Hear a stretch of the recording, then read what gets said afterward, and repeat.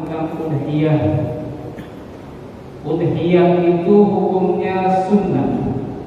Jadi kita ini mulai membahas tentang masalah udhiyah, kurban, kesunahan berkurban.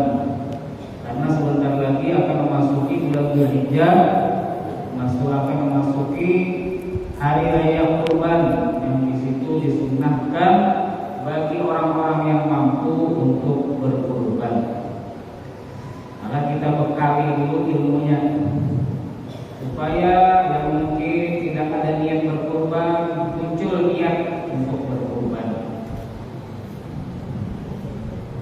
Ada sebagian daripada saudara kita yang salah di dalam melaksanakan ibadah kurban. Dengan kita bekali ilmu tentang ibadah kurban ini, maka akan menjadi benar ibadah kita di dalam berkurban. Al-udhiyatu sunnatun, berkurban itu hukumnya sunnah. Kurban itu adalah ma yudbahu minan na'ami taqarruban ila Allah yawmal 'id wa yawma ayyamin tasyrik. Kurban itu adalah sesuatu yang disembelih atau binatang yang disembelih daripada unta atau sapi atau kambing, niatnya untuk mendekatkan diri kepada Allah Subhanahu wa taala, yang dilakukan penyembelihan tadi di hari raya Idul Adha dan di hari-hari tasyrik. Nah, itu yang dimaksud dengan kurban. Kalau berkurban itu gawiannya, berkurban itu gawiannya. Orang yang berkurban itu orangnya. Kalau kurban itu yaitu binatangnya. Kurban yaitu yang disembelih dengan niat tujuan mendekatkan diri kepada Allah di hari raya Idul Adha dan di hari-hari tasyrik. Allah Subhanahu wa taala berfirman, "Wa sholli li rabbika wanhar." Yang artinya insyaallah, dan salatlah, maka salatlah untuk Tuhanmu, wanhar, dan sembelihlah. Jadi fasholli itu artinya salatlah, salat Idul Adha maksudnya. Fasholli, maka salatlah, salat Idul Adha 2 rakaat. Wanhar, kemudian setelah itu sembelihlah, artinya sembelihlah hewan kurban. Dan penyembelihan hewan kurban ini adalah ibadah yang paling utama yang dilakukan di hari raya Idul Adha. Ala masyhuri wa ghairi dzalika wa hiya sunnatun muakkadatun. Dan kesunahan berkurban ini sunnah yang sangat ditekankan, yang sangat dikuatkan. Maka jelek sekali orang yang mampu berkurban tapi tidak mau berkurban. Orang yang duitnya sangat berlebihan tapi tidak ada niat untuk berkurban. Nah, ini jelek sekali, walaupun hukumnya tidak haram, hukumnya sunnah, tapi sunnahnya ini sunnah yang dikokohkan, yang dikuatkan, yang sangat dianjurkan di dalam agama kita.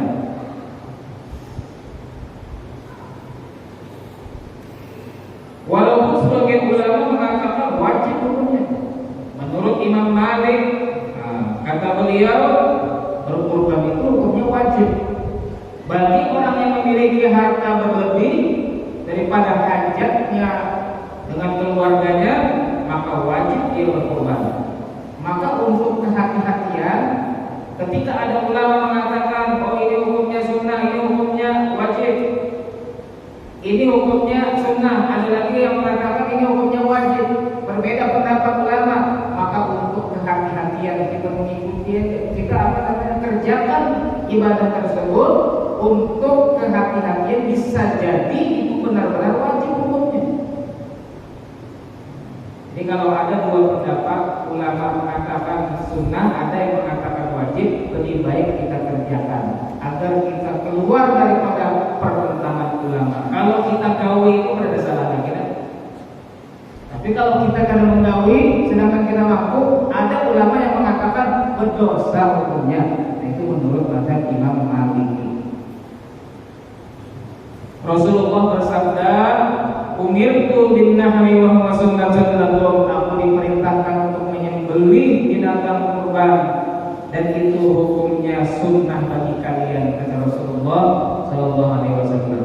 Dan dalam hadis yang lain, kutiba alaihim nahru wa laysa biwajibin alaikum, diwajibkan atasku berkurban. Jadi atas Rasulullah berkurban itu hukumnya wajib, tapi kata Rasulullah tidak wajib bagi kalian, artinya sunnah bagi kalian. Bagi Rasulullah wajib, bagi kita umat Rasulullah hukumnya sunnah. Dan ketika orang itu sudah ada binatang yang dia ingin kurbankan, entah kambing atau dia sudah menyiapkan sapi, baik untuk dirinya sendiri berkurban satu sapi atau dia berkumpulan, bahasa Indonesia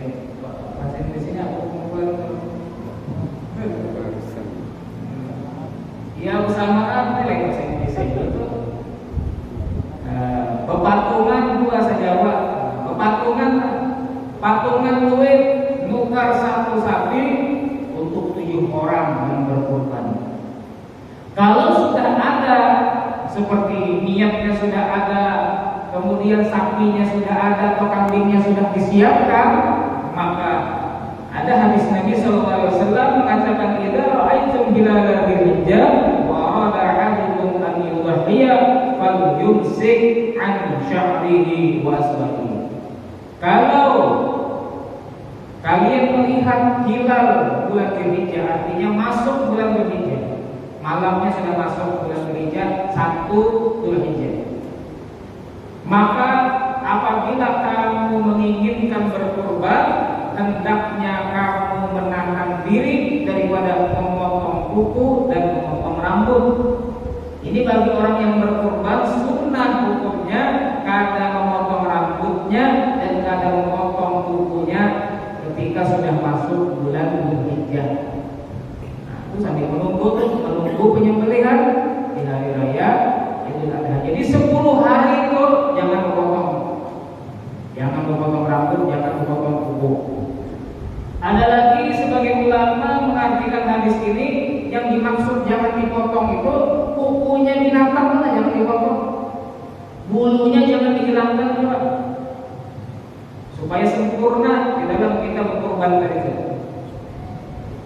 Jadi kalau kawan dua-duanya, manusianya yang hendak berkorban itu jangan memotong rambut, jangan memotong kuku, mulai masuk bulan Dzulhijjah sampai selesainya penyembelihan. Dan binatangnya pun kukunya jangan dipotong, bulu-bulunya jangan sampai dihilangkan. Itu hukumnya sunnah. Tapi kalau misalnya pian misalnya ada ingat menatap kuku, sedangkan ternyata pian tiba-tiba masuk bulan Dzulhijjah. Kada ingat memotong kuku panjang mana sudah masuk bulan Dzulhijjah, hanya pian sadar, ya Allah kuku ulun panjang mana. Kalau dia nggak sampai 10 hari jelek badan, kada nyaman di badan, ya dikira orang ulun ini meninggal. Nah kalau pian dalam keadaan nabi mana kuku ini dibiarkan sampai 10 hari lagi, potong aja apa? Potong aja lah. Makanya dipersiapkan terlebih dahulu. Sebelum memasuki bulan Dzulhijjah, potong dulu kuku-kuku supaya kada terlalu panjang ya ketika dia atau menunggu sampai disembelihnya kurban. Idza arafta hadza faqad hiya sunnatun 'alal kifayah. Maka jika kamu mengetahui ini, maka berkurban itu hukumnya sunnah 'alal kifayah, sunnah kifayah. Kayak apa maksudnya sunnah kifayah? Idza fa'alaha wahidun min ahli baitin ta'adda 'ala kulli haqqas sunnah. Kalau dalam satu rumah itu satu orang saja mengerjakan ibadah kurban, maka yang lainnya sudah tidak dituntut lagi daripada kesunahannya tadi. Artinya kada makruh lagi. Orang kada berkurban itu makruh hukumnya. dibenci di dalam agama walaupun ada dosa, makruh hukumnya. Tapi kalau dalam satu rumah itu ada sudah satu orang yang berkurban, maka serumahan tadi yang tadi berkurban itu kada lagi mendapatkan hukum makruh karena sudah ada yang mewakilinya untuk berkurban. Tapi pahalanya tetap yang berkurban itu aja yang pahala. Adapun yang kada berkurban daripada orang yang berdiam di rumah itu kada dapat pahala. Cuma tuntutan kesunahannya itu aja yang gugur. Artinya yang kada lagi mendapatkan hukum makruh di situ. Kalau itu datang serumahan, kalau mampu berangkat serumahan, maka serumahan berkurban. Banyak orang itu salah paham kayak ini masalah kurban ini. Orang sugih, tapi masalah kurban ini ya ketika ditakuri dia sudah berkorban, kamu sudah berkorban, jadi tahun ini usahain para ya. Ini salah ini. Berkorban itu ditekankan, disunahkan, dikuatkan kesunahannya setiap tahun bagi orang yang mampu. Lain kayak ini. Aku sudah berkorban semalam, jadi sudah sekali disuruh hidup berkorban. Nah ini lain kayak ini. Jadi orang yang mampu tiap tahun berkorban. Orang yang mampu uangnya berlebihan tiap tahun berkorban. Itulah yang dianjurkan di dalam agama kita. Jangan merasa cukup dengan sekali tadi. Nah, kayak yang berumroh lah, kan wajibnya sekali aja. Tapi karena banyak diisi duit, umroh lagi, bagus saja tuh. Nah, tapi jangan dilupakan orang-orang yang kelaparan di rumah. Orang-orang yang memerlukan bantuan, jangan asik umroh aja tapi bersedekah ada. Kemudian walau taraka amal baiti kuriha lahum dalika, kalau penduduk rumah itu semuanya satu rumah tidak ada yang berkurban, maka semuanya mendapatkan hukum makruh. Wala yajuzu 'alal mayyit al-asah, dan tidak boleh berkurban itu untuk mayit. Ada orang tua sudah meninggal, lalu anaknya ini karena diisi duit kelebihan, karena diisi duit banyak, hendak mengorbankan orang tuanya yang sudah meninggal. Apakah hukumnya boleh? Itu hukumnya kada boleh. Itu menurut pendapat yang asal, pendapat yang paling sahih. Walaupun ada pendapat ulama yang lain mengatakan boleh-boleh aja. Jadi kalau sudah terlanjur jiwa itu sah aja jiwa menurut sebagian ulama. Kan ada kali. Jadi yang sudah terlanjur, yang sudah dahulu itu mengorbankan orang tuanya itu sah aja menurut sebagian ulama. Cuma pendapat yang paling kuat kada sah, kecuali orang tua yang sudah meninggal tadi ataupun lain orang tua. Siapakah yang sudah meninggal tadi berpesan, karena kalau aku kada sawat berkorban, tolong kurbankan. Nah kalau dia berpesan kayak itu, maka boleh bagi orang yang hidup mengorbankan orang yang meninggal tadi, berkorban dengan niat yang berkorban tadi orang yang meninggal. Akan tetapi mengirimi pahala ibadah kurban kepada orang yang meninggal itu boleh, mengirimi pahalanya. Lain berkorbannya itu diniatakan atas nama orang meninggal lain, tapi menghadiahkan pahalanya. Yang berkorban tetap yang itu. Misalnya pian berkorban dengan nama pian, habis pian berkorban, ya Allah menghadiahkan pahala kurban ulun tadi kepada arwah mama ulun, pada roh mama ulun. Itu sampai juga. Nah ini dianjurkan dulu bagi pian yang berkorban itu ganal pahalanya, maka kirimkan aja pahalanya lawan orang-orang yang pian hendak kirim. Orang-orang yang sudah meninggal itu kirim aja, pahalanya sampai. Kurbannya tetap atas nama pian aja. Makanya pian baca tahlil ya, pian baca tahlil bukan atas nama pian seorang. Pian membacaan, habis itu pahalanya pian kirimi kepada orang yang sudah meninggal. Pian baca Quran, nah, kemudian habis baca Quran pian kirimi pahalanya kepada orang yang meninggal, sama dengan ayat itu juga. Jadi intinya itu ada perbedaan pendapat tadi itu. Mengorbankan orang yang sudah meninggal. Menurut pendapat yang pertama yang paling sahih bahwasanya kada boleh kecuali sudah memesani sebelum dia meninggal, sudah memesani karena kalau aku meninggal belum sempat berkorban, tolong korbankan atas namaku, maka boleh bagi ahli waris untuk mengorbankan. Tapi kalau dia belum berpesan, kada boleh. Walaupun pendapat yang lain, pendapat yang kedua, ulama membolehkan itu. Kesannya kita mau yang mana? Intinya kalau sudah gawi-gawi itu sah aja sudah.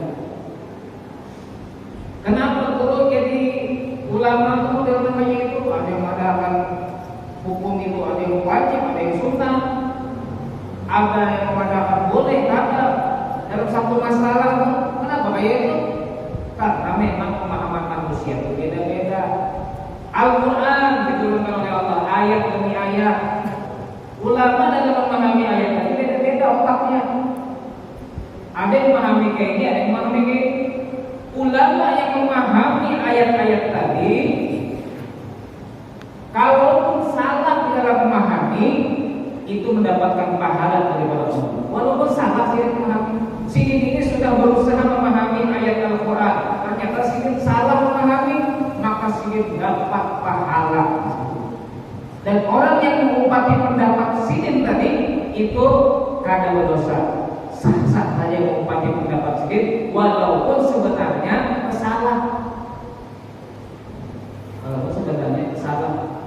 Makanya hukum apa? Hukum bahan rohan di masjid, mukul tambang di masjid. Ada yang mengatakan haram, ada yang mengatakan boleh.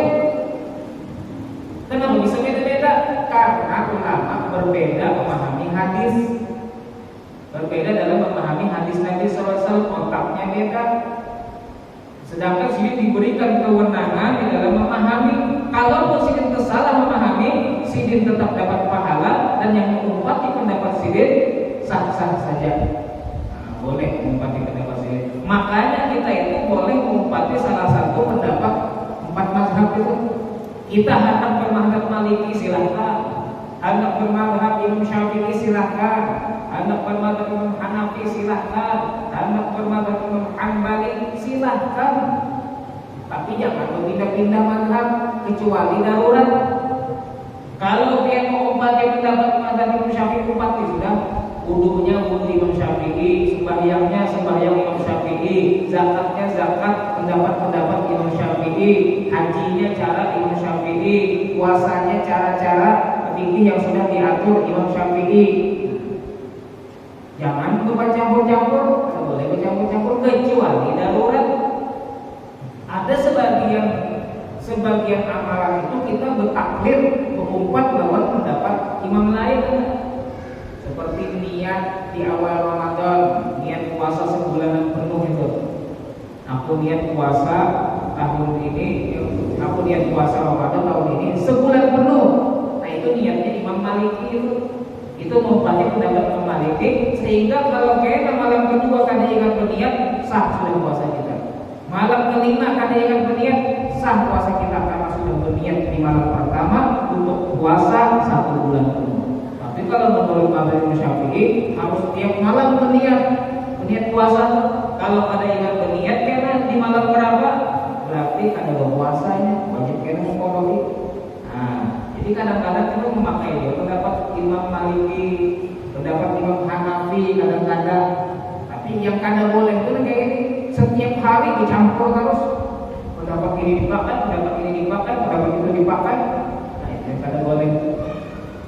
Namanya talfiqul mazahib, mencampur aduk mazhab. Kembali kepada pembahasan. Ada contohnya bahas masalah itu. Kemudian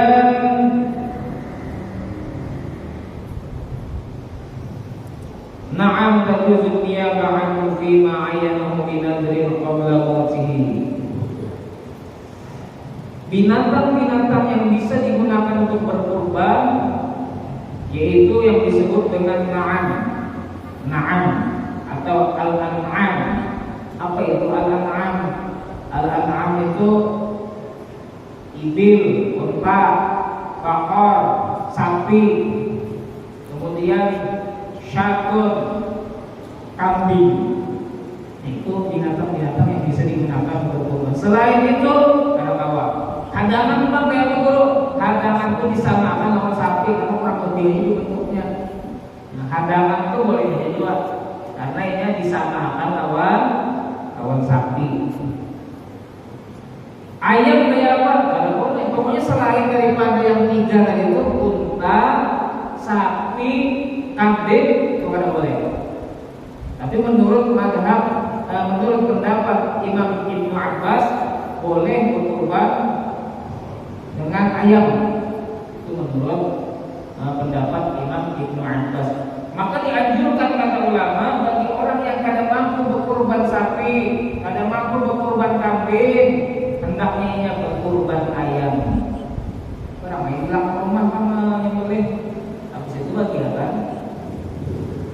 Berkurban ayam. 2 atau 3 karena buat jadi tukar 2, 3, 4, 5. Serumahan ada 5 orang misalnya 5 ayam itu satu orang.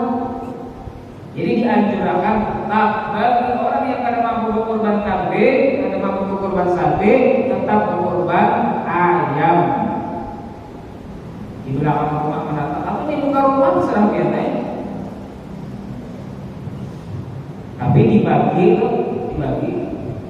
Karena ada pembagian bagi daging kurban mencekai. Bagaimana cara membaginya? Pak, bahasannya juga. Apakah harus dibagi berataan? Yang kurban kalau boleh dimakan itu ada pembahasannya yang di belakang. Kemudian umur-umurnya, umur binatang kurban. Kambing itu umurnya 2 tahun ke atas. Kurang sehari tidak boleh. Kalau ada orang berkorban kambing umurnya kurang sehari pada 2 tahun, maka jatuhnya itu sedekah bukan kurban. Tetap pahala, tapi pahala sedekah bukan pahala berkurban. Jadi ketika pian mencari kambing, muncul itu umurnya berapa? Kayak apa cara mengetahui umur? Aku tanya kan ada. Daftar kelahiran berapa KTP kan ada. Ya Pak, cara mengetahui kambing itu orang-orang ahlinya tahu, umurnya tahu. Dengan melihat giginya, dengan melihat tanduknya itu ketahuan. Oh ini umurnya 2 tahun, ini umurnya 2,5, ini umurnya 3 tahun, ketahuan. Oh ini umurnya belum 2 tahun. Itu kalau orang sudah ahlinya bisa ya. Jangankan kambing, emas saja kan. Kalau orang sudah ahlinya, emas itu kan ada pertimbangan lagi. Tinggal diganggap aja, oh ini 50 kilo nih, oh ini 57 kilo nih, 57 gram nih, tahu ini. Kalau sudah ahlinya itu ada pertimbangan lagi, tahu. Ya'lamuna minal hayati dunya, ya'lamuna zahiran minal hayati dunya, wa hum 'anil akhirati hum ghafilun.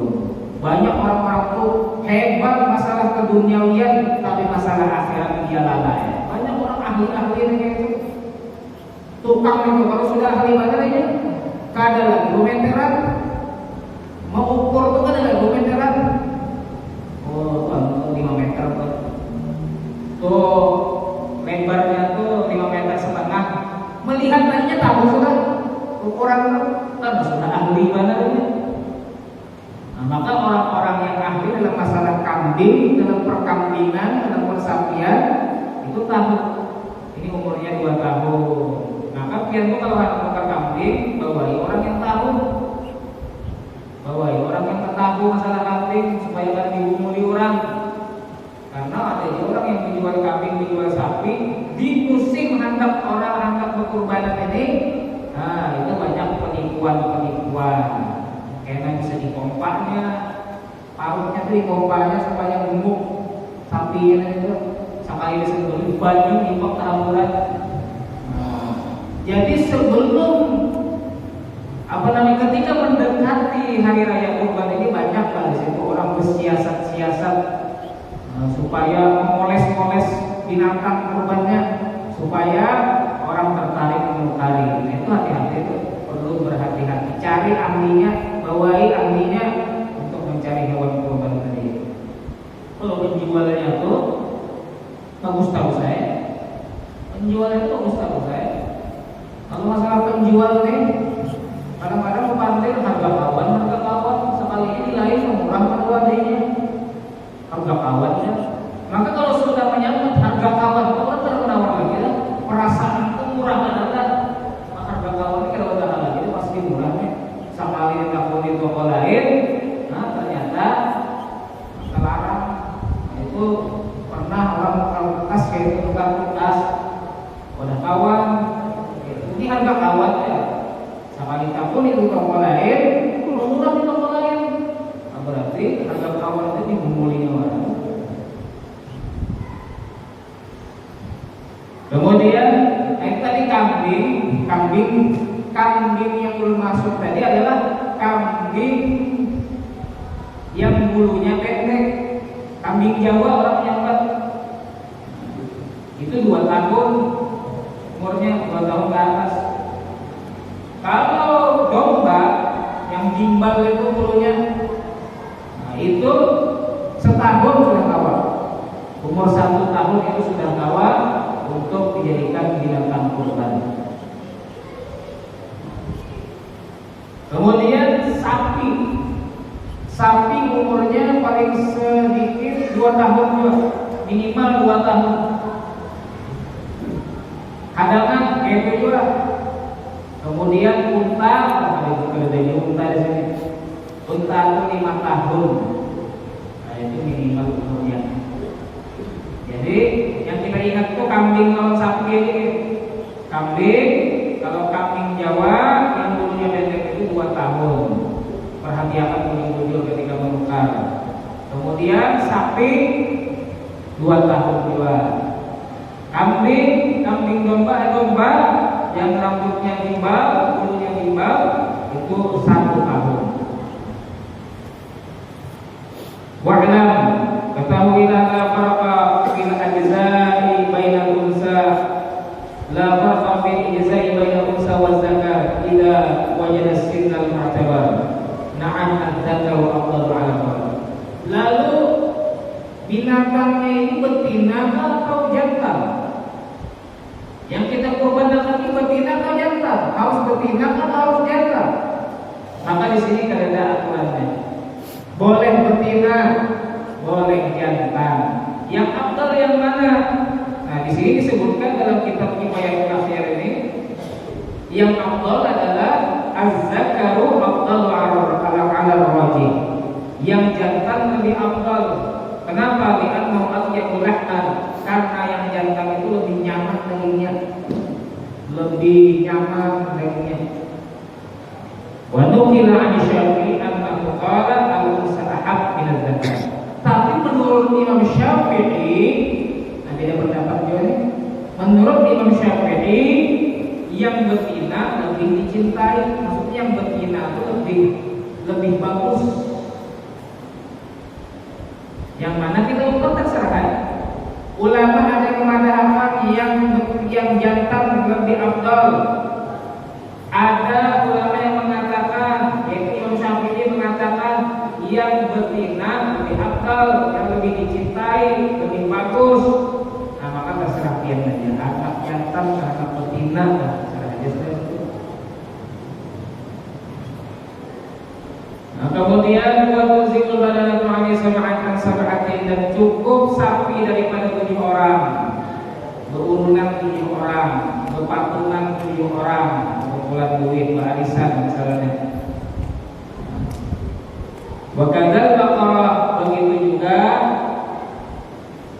tadi itu unta cukup 7 orang, begitu juga baqarah sapi hadangan itu cukup 7 orang juga. Dalam sebuah hadis yang diriwayatkan daripada Jabir bin Abdullah radhiyallahu anhu, beliau berkata, "Nahanna ma Rasulillah sallallahu alaihi wasallam bil Hudaybiyah al-badanata 'an sab'atin wal baqarata 'an sab'atin." Kami, kata Jabir, pernah menyembelih binatang kurban bersama Rasulullah di Hudaybiyah, satu daerah yang bernama yaitu unta daripada 7 orang dan sapi daripada 7 orang. Nah, Sidin pernah mengadakan pengumpulan itu oleh Rasulullah, unta 7 orang, sapi 7 orang. Mulai dulu sudah yang pengumpulan kayak itu.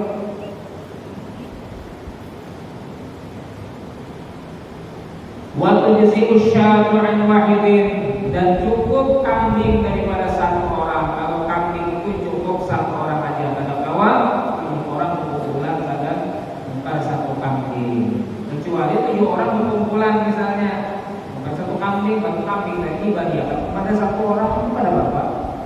Jadi yang berkurban 1 aja.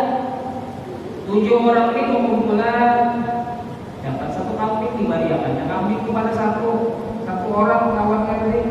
Nah, ini yang berkurban sorangan. Nah, itu kan apa?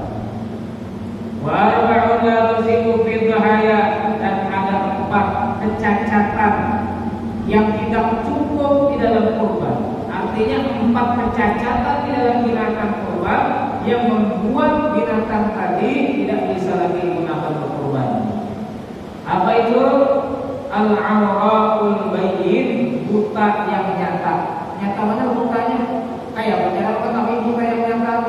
Berjalan tuh ke hantu-hantu tuh buta nyata. Ada bujur jalannya. Nah, kalau kambing yang masih melihat kan jalannya teratur aja. Buta yang nyata, asal kalau melihat, nah ini karena kawan dijadikan binatang kurban. Tapi kalau dia bukan binatang kurban, dia itu buta kan ada. Itu mempengaruhi kesohihan di dalam berkurban. Wal arja wal bayyin, dan pincang yang nyata. Pincang yang nyata, kalau pincang sedikit saja itu pada bapak. Tapi kalau pincang yang nyata, pincang yang nampak banget, maka itu tidak bisa digunakan berkurban. Kemudian wal maridatul bayyin marura, sakit yang sangat jelas sakitnya. Kalau sakit sedikit saja pada bapak, sakit demam sedikit pada bapak, sakit kepala sedikit pada bapak, apa ya? Dia sakit kepala bisa itu ketahuan sakit kepala. Sakit yang sedikit pada bapak. Tapi kalau nyata pada sakitnya binatang tadi, sekiranya binatang tersebut binatangnya, nah ini tuh kurang tidak gini, maka ada sah berkorban dengan binatang tersebut.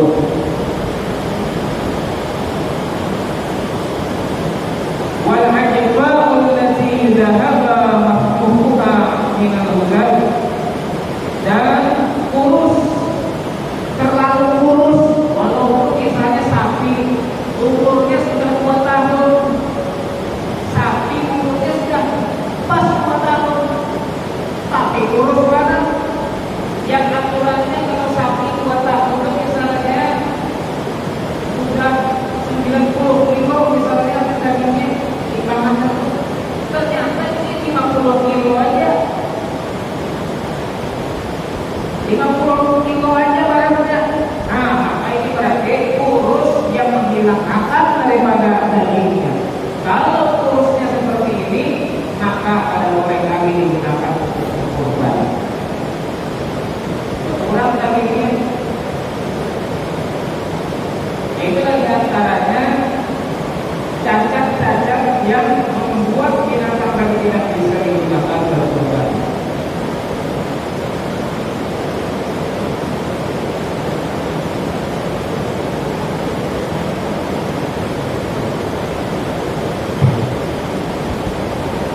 Wayusibul qasmi wa mutamassirul barri, dan wala tusibu mahmudul udhun awin sana, dan tidak cukup di antaranya yang tidak boleh digunakan untuk berkorban, yaitu binatang kurban yang terputus telinganya terpotong, maka ini kalau digunakan berkorban. Walaupun telinga itu dimakan juga,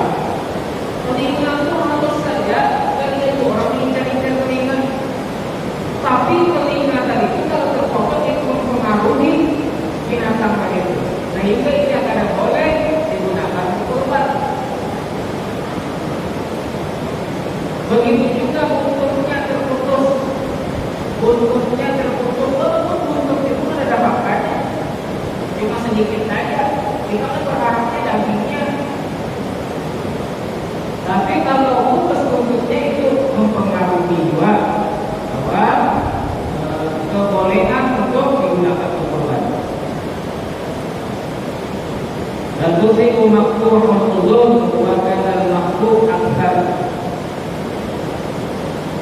buduniha ila ila fa inna yasiran kafihi ila al-asl wa yumsiku maqsudul qalbi dan boleh binatang yang terpecah tanduknya. Jadi kalau tanduknya yang ada apa? Tanduknya pecah, tanduknya rusak, itu ada apa? Yang masalah tadi telinganya potong atau lututnya potong. Kalau tanduk ada apa?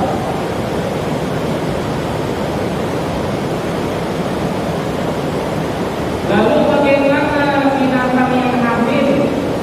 Sapi misalnya. Sapi hamil ada anaknya di dalam perutnya, maka itu boleh digunakan kurban. Kayak apa kalau binatang itu lagi hamil, habis disembelih ternyata hidup di dalam perut? Kayak apa ya? Maka disembelih lagi di dalam perut. Pas dibuka perutnya, ternyata anaknya hidup, disembelih lagi. Itu kali disembelih. Kalau yang tidak berparut itu ternyata sudah mati, maka itu boleh dimakan. Nah, ketika mamanya disembelih, yang diparut sudah mati, maka boleh dimakan tanpa disembelih. Tapi kalau masih hidup, sembelih pula. Kemudian cara menyembelih. Cara menyembelih itu yang wajib sembarangan. Ada wajib harus memiliki, harus mulai bawah ke atas, mulai ke atas ke bawah, atau menghadap kiblat. Itu ada wajib. Yang penting itu ketika memotong tadi terputus saluran makan dan saluran nafas. Dua saluran tadi itu ujung-ujung terputus. Dan memotongnya karena boleh dengan berkali-kali ini. Harus dengan satu kali ini. Atau mulai atas ke bawah. Karena boleh dengan sekali menarik tadi masih belum terus keluar itu. Dua saluran makan dan saluran nafas. Jadi dengan satu kali tarikan itu usahakan putus langsung dua saluran tadi, saluran nafas dan saluran makannya. Makanya kan dahil itu parangnya jangan parang kumpul atau pada tanda kita jadi bangkai itu. Kalau ada punya beli-belinya jadi bangkai yang harga 20 juta dari sapi di bangkai. Ada sebagian orang punya beli itu hanya banget. Kalau pada ahlinya menyembelih hanya sedikit lagi tertangkap putus lagi terpelanting menurut sembelihnya ya besoknya. Nah orang menyembelih hanya tambah sedikit terpelanting ya sembelihnya belum tertangkap lagi dua saluran tadi jadi bangkai. Nah makanya perlu yang mengikuti jangan kesalahan sorangan, jangan aku udah sorangan aja, jangan ada yang mengikuti, jangan mengikuti. Kalau kita ini bangsa yang umurnya ya pasti dari yang 20 juta kok harganya ada mayu lagi 20 juta itu. Nah jadi berhati-hatilah gitu. Cuma di dalam kita memegang sapi tadi, menandingi sapi, menampakkan sapi, itu berhati-hati juga. Karena ini makhluk hidup. Kalau kita sembarangan membanting, ditendang-tendang sapinya, berdosa hukumnya. Nah ini banyak yang kasar-kasar kan. Dipalikinya, baru dihampasnya. Jangan yang pasang-pasang. Makhluk hidup juga tuh. Jadi perlu bukan juga biar kalau binatang tadi kayak apa supaya sama-sama nyaman gitu.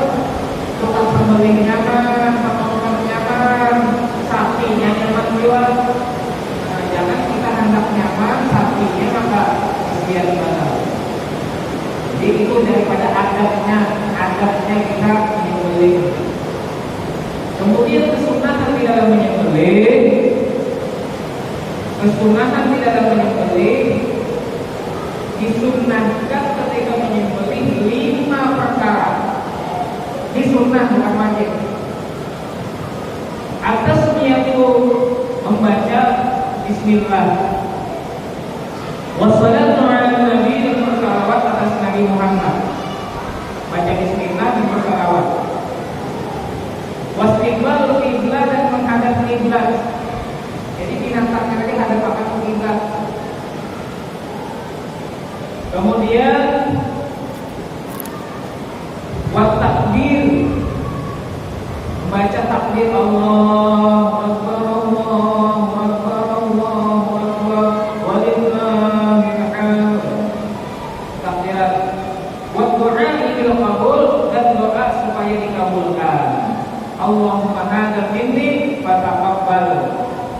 Ya Allah, ini daripadaku, maka terimalah. Ini ya Allah daripada si Anu bin Anu, maka terimalah darinya ya Allah. Itu ada doanya. Itu penyembelihnya, enak penyembelihannya yang berdoa. Baik kuat penyembelihan tahu wajib boleh. Jadi baca Bismillah, baca salawat juga, baca takbir juga. Waktu menyembelihnya itu baca apa? Bismillah Allahu Akbar. Bismillah Allahu Akbar. Ketika menyembelihnya. Berniatnya kayak apa? Berniatnya, berniatnya ini bisa kalau yang ampun kurbannya itu yang menyembelihnya, ya ampun berniat.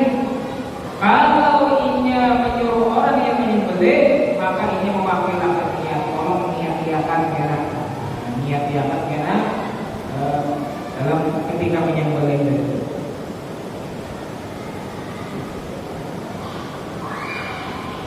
Cara pembagiannya, wala yaqulu al-muqaddi syai'an min al-udhiyah fi tanzura wa yaqulu min al-mutatawwi'ha. Tidak boleh orang yang berkurban itu memakan sedikit pun daripada binatang kurbannya kalau itu kurban yang dinazari. Kalau kurban yang dinazari, maka semuanya dibagikan. Saya bernazar berkurban. Nah, ini berarti bernazar ya. Maka tidak bolehnya makan sedikit pun tidak boleh. Harus memberikan berataan. Dan nazar berkurban ini kadang-kadang dari dia menukar binatang kurban misalnya, atau dia membawa sapi lagi mengirit sapi. Lalu orang bertanya, sapi apa ini? Sapi aku sakit berkurban nih, jadi wajib tuh dia berkurban. Jadi nazar itu kan. Jadi kalau dia ditakuni orang, ini sapi apa ini? Pada dia ini sapi untuk sunnah berkurban. Tambah sunnahnya. Ini sapi untuk kesunahan berkurban. Atau ini sapi untuk mengamalkan sunnah kurban. Tambah sunnahnya supaya kada jadi wajib. Supaya tidak juga kayak mau makan. Kalau dia tersambang ini sapi kurban atau ini sapi kurbanku, itu jadi nazar kan? Walaupun dia ternyata aku bernazar, ini dalam masalah kurban ini tentang masalah ini. Kalau masalah hal-hal yang lain kan, dia kalau menyambat nazar itu pada dianggap nazar. Aku misalnya, ini mungkin kalau duit misalnya 100 juta, ini duit sampai bersedekah, misalnya sampai bersedekah sama si Anu misalnya. Itu kan ada jadi nazar kalau masalah duit. Tapi kalau masalah binatang kurban itu dia menyambat duit jadi nazar dalamnya. Maka tadi ulun saya katakan kalau dia memadakan lawan orang, sebut juga sunnahnya. Ini kurban apa ini sapi sampai sunnah kurban. Misalkan sunnah kurban. Kalau untuk nazar kada boleh makan sedikit pun. Tapi kalau bukan nazar, yang tadi itu kurbannya kurban sunnah, maka boleh dibagi-bagi. Nah, cara membaginya kayak apa? Cara membagi menurut Al-Imam Al-Ghazali, bersedekah dengan semuanya itu lebih baik. Berapaan beriakan lagi walaupun kurbannya kurban sunnah. Tapi menurut imam yang lain ada pendapat al-afdal atas satu bil jami' illa al-luqma aw al-luqmatan. Sedekahkan berataan, variakan berataan kecuali satu atau dua satu, artinya kita seintil daging makan makan orang, atau ambil seintil daging saat makan sekeluarga di rumah, sedikit saja ambil. Membagi dari itu terserah, membagi dari itu ada harus orang miskin. Ini korban ini ada harus orang miskin, orang mukmin pun yang balik. Jadi jangan hanya terbatas kepada orang miskin, orang mukmin. Jadi boleh diberikan kepada orang miskin, boleh diberikan orang mukmin. Ada lagi orang membagi dua, membagi tiga. Jadi daging lagi dibagi tiga. 1/3 diberikan kepada orang miskin, 1/3 diberikan kepada orang sugih, 1/3 dimakan untuk keluarga. Tapi yang paling afdal tadi mana? Yang paling afdal tadi kita mau pakai yang ini kan, yang paling afdal itu sedekahkan berataan, ambil untuk sekali makan aja. Nah, itu yang paling afdal. Kalau anak mau pakai yang ini yang bagus. Sedekahkan berataan, dia ambil untuk sekali makan aja lawan keluarga. Nah, itu kira-kira yang dapat kita bahas pada hari ini. Kalau masih ada pembahasan minggu depan kita lanjutkan. Nah, karena ada juga pembahasan tentang akikah. Karena budaya ini hubungan mana juga dengan akikah. Tadi juga itu hubungan, maksudnya orang ketika membahas tentang kurban itu teringat ke akikah biasanya. Karena akikah lawan kurbannya binatangnya sama. Binatang seperti yang itu sama, itu kita akan kita bahas mungkin di minggu depan atau minggu depannya lagi. Kayaknya minggu depan kita bahas itu masalah itu yang penting untuk kita ketahui. Mudah-mudahan